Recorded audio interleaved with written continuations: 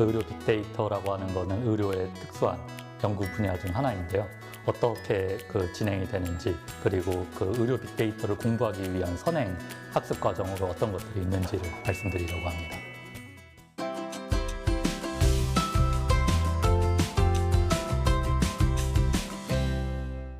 의료에서 가장 유명한 거는 뭐 임상의학, 기초의학에서 뭐 해부학, 생화학, 내과학, 산부인과학, 소아과학 같은 건데, 왜 의료를 데이터로 접근해야 하는가?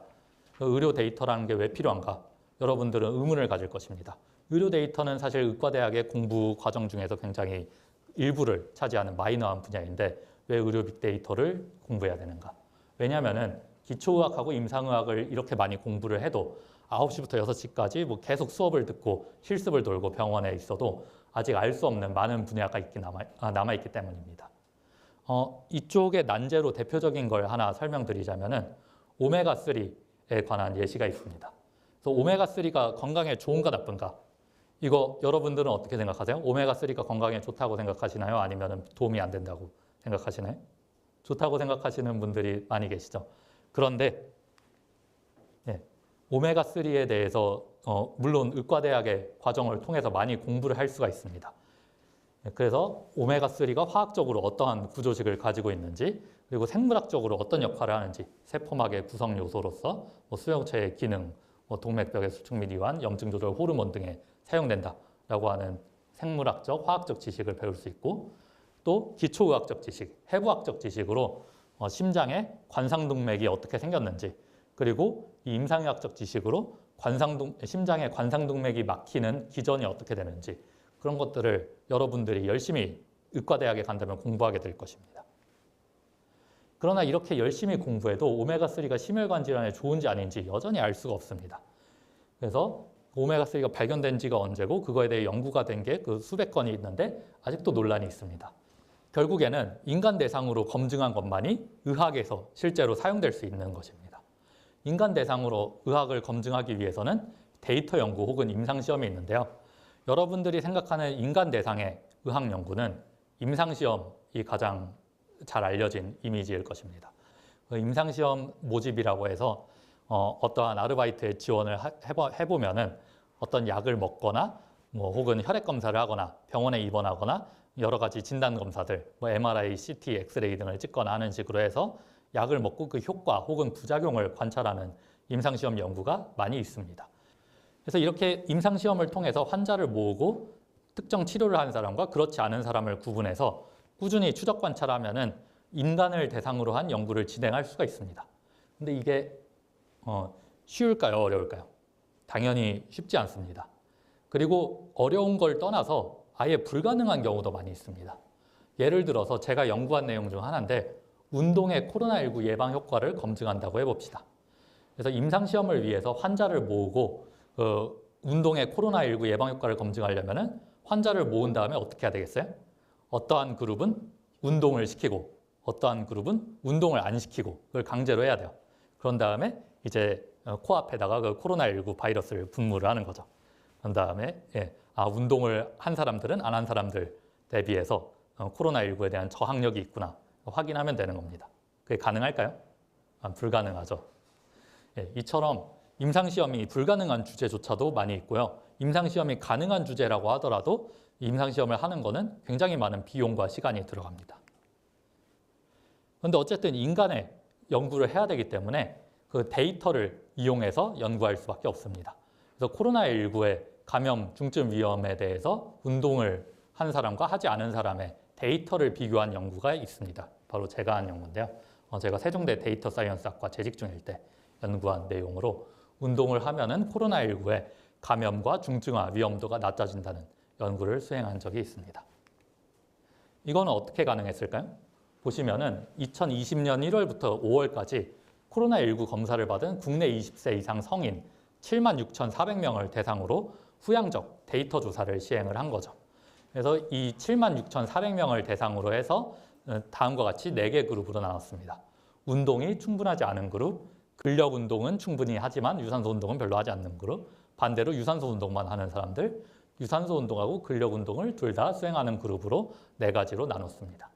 그리고 이 76,400명의 4가지 그룹 나눈 사람들을 대상으로 해서 코로나19 감염률이라고 하는 거는 코로나19 위험에 노출되고 나서 실제로 감염됐는지 안 됐는지. 코로나19 사람이 걸린 사람이랑 눈앞에서 얘기한다 그래도 어떤 사람은 걸리고 어떤 사람은 안 걸리죠. 그래서 감염률이 차이가 나고요. 중증 악화 위험도. 이것도 코로나19 확진이 됐다고 해서 확진되고서 굉장히 심하게 앓고서 중환자실 가고 어떤 경우에는 심지어 사망하는 경우도 있지만은 그냥 뭐 목 조금 아프고 지나가는 경우도 있죠. 그래서 중환자로 진행하는지 아닌지를 비교해서 분석할 수가 있습니다. 그 결과 WHO가 권장하는 수준의 유산소 운동과 근력 운동을 병행하는 사람들은 그렇지 않은 그룹과 대비해서 코로나19 위험에 노출 후에 감염률이 15% 감소했습니다. 그리고 이러한 사람들은 코로나19에 감염돼도 그렇지 않은 사람들에 비해서 중증으로 악화될 위험도가 절반으로 낮아진 것을 확인했습니다. 그래서 빅데이터가 없던 시대에는 어떠한 주제에 대해서 연구를 하려면 직접 환자를 모으거나 아니면은 발로 뛰면서 데이터를 수집을 해야 했죠. 그렇지만은 21세기에는 이제 빅데이터 기술이 발달하고 인공지능 기술이 발달해서 전 세계 전 국민 데이터를 정말 손쉽게 얻을 수 있습니다. 이를 이용하면은 기존처럼 발로 뛰는 수고 없이도 의학의 의문점과 난제들을 해결할 수가 있습니다. 아까 제가 그 76,400명을 모아서 이렇게 조사를 했다고 했잖아요. 이 사람들 자료 모으기 위해서 제가 뭐 병원들 다 직접 돌아다니면서 발로 뛰고 뭐 그렇지 않습니다. 그냥 빅데이터를 이용하면은 한 번에 이 자료에 접근해서 76,400명을 집에서 앉아서 손쉽게 분석할 수 있는 것이죠. 그러면 대한민국의 의료 빅데이터 환경이 어떤가를 설명을 드리겠습니다. 결론부터 말씀드리자면은 대한민국의 의료 빅데이터는 세계적으로 우수한 수준이라고 말씀드릴 수 있겠습니다. 왜냐하면 두 가지 장점이 있기 때문입니다. 일단 첫 번째로 우리나라 의료는 전산화율이 굉장히 높습니다. 우리나라처럼 거의 모든 의원에서 전산 시스템을 이용하는 경우가 드물어요. 그래서 거의 모든 자료가 다 전산화가 되어 있고요. 또 두 번째는 뭐냐면은 전 국민 의료보험 체제로 운영되고 있기 때문입니다. 그리고 단일 의료보험이죠. 전 국민 단일 의료보험이기 때문에 개별 병원의 자료를 모으는 것도 비교적 전산화를 통해서 간단한 편이고 또한 전 국민 의료보험을 이용하면은 여러분이 병원 갈 때 뭐 비보험으로 하지 않는 이상 병원 가서 여러분이 뭐 진단받고 뭐 치료받고 검사받고 뭐 처방전 받아가지고 나와서 처방전으로 약 타고 이 모든 기록이 다 데이터베이스에 남아서 건강보험공단, 심사평가원 등으로 중앙에 수집이 됩니다. 그래서 간단하게 그 모든 자료를 열람할 수 있는 것이죠. 만약 빅데이터가 아닌 일반 환자 모집 임상시험을 한다고 하면은 그 돈이 많거나 인구가 많은 국가가 당연히 유리할 겁니다.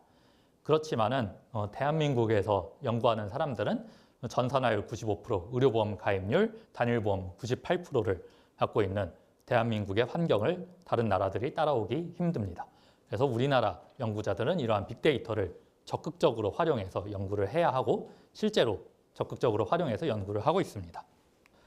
건강보험공단 전국민 코호트를 이용하면 알레르기성 질환에 대해서 분석을 할 수 있고 그 코호트들에 대한 설명이 건강보험공단 전산화 홈페이지에 가면은 이렇게 나와 있습니다. 이거는 그 해당 서버에 접속한 예시를 보여드리는 겁니다. 개인정보이기 때문에 제가 상세 내용은 다 가렸습니다. 그래서 진료 데이터는 수많은 테이블 중에 보통 M40이라는 이름의 테이블에 있고요. 이 M40 테이블은 환자의 ICD-10 코드를 다 모아놓은 겁니다. ICD-10 코드라고 하는 게 뭐냐? 이거는 WHO에서 정한 질병과 증상 등을 분류해 놓은 표준 코드표입니다. 그래서 이 세상에 있는 모든 질병까지는 아니지만 거의 모든 질병, 의사들이 생각하는, 있을 수 있다고 생각하는 모든 질병을 이 코드로 문자와 숫자로 바꿔서 저장해 놓은 겁니다. 여기 보시면은 A00부터 B99까지는 특정 전염병 및 기생충병, C00부터 D48까지는 종양, 암성이나 뭐 종양성 질병들, 그리고 뭐 D의 후반부는 혈액과 조혈기관의 질병, 뭐 E는 내분비, F는 뭐 정신, G는 신경 등으로 크게 카테고리를 나눠놨고요. 그래서 앞에 알파벳만 보면 어느 정도 익숙한 사람은 이게 무슨 질환이구나 알 수가 있습니다. 그리고 뒤에 숫자를 통해서 세부 분류가 들어가게 되고요. 그리고 KOICD.kr 같은 곳에 들어가면은 한국어로 번역된 ICD-10 코드가 검색이 가능합니다. 그리고 그 건강검진 정보도 마찬가지로 빅데이터에 다 저장이 되어 있는데 보시면은 뭐 과거 알았던 질병이나 뭐 약물 치료 여부, 가족들이 질병을 아는 여부, 흡연했는지, 뭐 비형 간염 항원이 있는지, 뭐 음주는 어떻게 하는지, 운동은 얼마나 하는지, 그리고 건강검진 가면은 그 혈액 검사도 같이 하는데 뭐 혈당 레벨이라던가 콜레스테롤 레벨 같은 거 다 자료로 기록이 되어 있습니다. 그래서 이런 것들을 조합해서 연구를 수행할 수 있는 것이죠. 그러면은 한 현재로부터 한 1, 2년 전까지의 자료가 다 있는데 이걸 이용해서 기간을 두고서 관찰하는 연구를 할 수도 있습니다. 그래서 이런 겁니다. 아까 알레르기 얘기했고 뭐 골절 얘기했는데 어릴 때 식품 알레르기가 있으면은 이후에 골절에 그렇지 않은 아이들보다 더 잘 걸리는지 아닌지 그런 것들도 추적해서 연구할 수가 있습니다. 그리고 아까 예시로 운동을 평소에 열심히 하면은 코로나19 예방이 가능한가? 건강검진에서 운동 얼마나 하는지 어떤 세기로 하는지 다 자료가 있기 때문에 평소에 운동 열심히 한 사람들과 그렇지 않은 사람들로 나눠서 코로나19에 걸렸는지 아닌지 뽑아보면은 알 수 있죠. 여기 보시면은 2009년부터 2015년까지 소아 178만 명을 대상으로 해서 식품 알레르기 증상에 따른 골절 위험을 분석을 했습니다. 그래서 178만 명, 뭐 수동으로 모으려면 얼마나 힘들겠습니까? 그런데 이제 빅데이터로 전산화가 되어 있기 때문에 간단하게 178만 명의 의무 기록을 다 조회할 수가 있는 것이죠. 그래서 식품 알레르기가 있는 소아 환자는 골절 위험률이 일반 소아보다 11% 높다는 결과가 나왔습니다. 왜 그럴 것 같아요? 평소에 알레르기가 있으면 음식 섭취가 자유롭겠습니까? 아니면 어렵겠습니까? 영양을 불균형하게 섭취하면 어떻게 되겠어요? 뼈가 튼튼해질까요? 아니면 약해질까요? 그렇죠. 그런 기전으로 식품 알레르기 증상이 있으면 위험도가 높고 증상이 심각할수록 더 위험도가 높아졌습니다. 그래서 이거는 제가 출판한 연구에 있는 그림을 하나 가져온 건데요. 피부에 생긴 이런 점들을 모아놓은 빅데이터 이미지를 가지고 딥러닝, CNN이라고 하는 모양인데 그 딥러닝은 뭐 최근에 워낙 유명하죠. 뭐 알파고 이후에는 뭐 딥러닝 모르는 분이 별로 없긴 합니다만은 인공신경망이라고 해서 사람의 신경처럼 여러 개의 그 네트워크를 층층이 쌓아서 그것들의 학습을 통해서 판독을 수행하는 일종의 인공지능입니다. 그래서 이를 이용하면은 어떠한 이미지가 어떤 분류에 해당될 것인지를 학습을 시킬 수가 있는데 이를 통해서 여기 있는 피부 사진들, 이 피부 사진들이 암인지 혹은 정상점인지를 구분할 수 있습니다. 그 다음에 MRI 사진을 통해서 머리에서 뇌질환을 발견하는 인공지능에 대해서 소개를 드리고 있습니다. 이것도 마찬가지로 저희 연구실의 연구 중 하나인데 여기에 소개되어 있는 다양한 뇌질환, 뇌종양을 갖고 있는 사람들과 그리고 종양이 없는 사람의 사진들을 딥러닝을 통해서 학습을 시키고 이를 분류하는 모형을 학습하는 방법을 설명하고 있습니다. 여기서는 래퍼 기반이라고 하는 여러 개의 딥러닝 모형들을 경쟁시키는 방식을 사용하고 있는데요. 구글에서도 딥러닝 연구를 하지만은 온갖 그 수많은 기관에서 최신형 그 딥러닝 모델들을 계속해서 발매하고 있습니다. 이들 중에 뭐가 좋을지를 경쟁을 통해서 선정하는 래퍼 기반의 딥러닝 모형을 설명을 드리는 그림입니다. 딥러닝 하면은 가장 먼저 떠오르는 게 이미지지만은 요즘에는 시계열 자료에 대한 분석도 많이 이루어지고 있습니다. 시계열 자료라고 하는 거는 사실 최근에 좀 더 많이 유명해졌는데요. 여러분들 그 챗 GPT 아시죠? 챗 GPT의 연구하고 어느 정도 일맥상통하고 있습니다. 그래서 이미지뿐만이 아니고 그 GPT의 T가 트랜스포머라고 하는 거거든요. 그 모형은 뭐냐면은 연속으로 이렇게 놓여진 자료를 해석하는 데 최적화되어 있습니다. 그래서 텍스트, 시계열 모두 다 이렇게 일렬로 계속 나와 있는 자료를 해석하는 방식이죠. 그래서 그 일렬로 나와 있는 자료 중에 앞에 부분과 그 다음 부분, 뒤에 부분 등의 연관성을 이해하고 이를 응답하는 그러한 기술이 바로 시계열에 대한 딥러닝 기술입니다. 이런 걸로 뭐가 있냐면요. 심전도를 모니터링하다가 심장질환을 감지하는 기술. 이 심전도를 이용하면은 심장질환을 측정할 수가 있습니다. 그런데 이 심전도 모니터링은 보통 의사가 하게 되죠. 그런데 심전도라는 게 계속해서 24시간 내내 발생할 수가 있는데 이걸 의사 선생님이 계속 보고 있는다는 거는 사실 쉽지 않죠. 그래서 이걸 대신 모니터링 하다가 심장질환이 생기면은 즉시 감지해 줄 수 있는 인공지능을 만들면은 의사 선생님의 노력도 많이 절감되고 그리고 여러분들이 의사가 없는 곳에서 응급 상황을 겪을 때에도 빠르게 대처가 가능할 겁니다. 마찬가지로 뇌파 신호가 또 이러한 연속 시계열 자료의 예시입니다. 뇌파라고 하는 거는 뇌의 전극을 통해서 전극을 붙여서 마찬가지로 아까 심전도 측정할 때처럼 뇌에서 나오는 전극 신호를 측정할 수 있는 기술인데 이를 읽어드리고 해석하는 것도 인공지능으로 가능합니다. 그래서 심장이 수축하면은 이와 같이 심전도가 발생을 하게 되고 또 하나 그 말초의 그 맥파라고 해서 혈관의 떨림이 감지가 되게 됩니다. 그래서 혈관의 떨림을 감지하면은 우리는 전극을 붙이지 않고도 심장의 박동을 예측할 수가 있습니다. 이게 무슨 미래의 기술이 아니고 여러분들 실제 상용화돼 가지고 많이 쓰이고 있는 기술입니다. 웨어러블 애플워치, 갤럭시 워치 같은 거 본 분 계시죠? 거기 뒤집어 보면은 뒤에 초록색으로 불빛이 나오는 거 아시나요? 그게 바로 그 맥파를 감지하는 빛입니다. 여러분들 그 CD, DVD의 원리 아세요? CD하고 DVD에는 미세한 홈들이 있어서 레이저를 쏴서 그 굴곡을 감지해서 데이터를 읽어드릴 수 있죠. 마찬가지로 그 여러분들의 웨어러블 뒤에 있는 초록색 불빛도 빛을 쏴서 혈관의 떨림을 감지를 합니다. 그래서 혈관벽이 얼마나 떨리는지를 실시간으로 계속해서 측정을 해주고 있는 것이죠. 그래서 이 심장이 수축을 하면은 마찬가지로 혈관벽도 수축했다가 이완했다가 하겠죠. 이 미세한 차이를 레이저가 계속해서 감지해서 여러분의 맥파라고 하는 것을 확인할 수 있는 겁니다. 그래서 맥파를 감지하는 맥파의 신호를 트랜스포머 등의 시계열 분석 모형에 넣으면은 이를 인공지능으로 판독할 수 있게 되는 겁니다. 그리고 웨어러블이나 스마트폰 데이터를 이용해서 여러분에게 큰일이 생겼을 때 이런 것들을 실시간으로 캐치할 수도 있습니다. 웨어러블을 이용하면은 여러분의 심박 신호라 활동 상태 등등을 알 수 있기 때문에 어느 순간 갑자기 심박이 이상해지고 쓰러졌다. 그러면은 바로 앰뷸런스 등에 연락하도록 할 수가 있겠고 3일 동안 같은 장소에 있다. 그러면은 혹시 어디 갇힌 건 아닌가 그런 것들을 체크해낼 수가 있겠죠.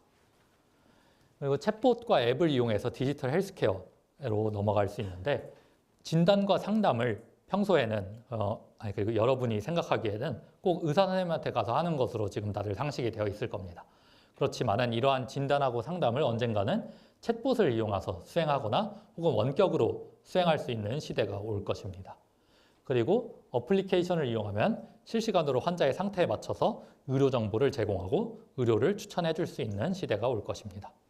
이처럼 그 의료 빅데이터는 21세기에 새롭게 발전한 기술 중에 가장 각광받고 있는 분야로서 우리가 일상생활에서 만드는 수많은 데이터 그리고 병원에서 만드는 수많은 데이터들이 결합해서 빅데이터와 인공지능 기술을 통해서 여러분들의 일상생활 그리고 병원에서의 진단, 치료, 처방까지 많은 부분에 있어서 발전을 불러올 수 있는 기술로 예상이 되고 있습니다. 그래서 여러분들께서도 오늘 제가 말씀드린 빅데이터 혹은 의학 쪽으로 진로에 관심이 있는 분이라면은 적극적으로 관심을 가지고 해당 분야에 진출하기 위한 학업을 지속해 주시면 좋을 것 같습니다. 감사합니다.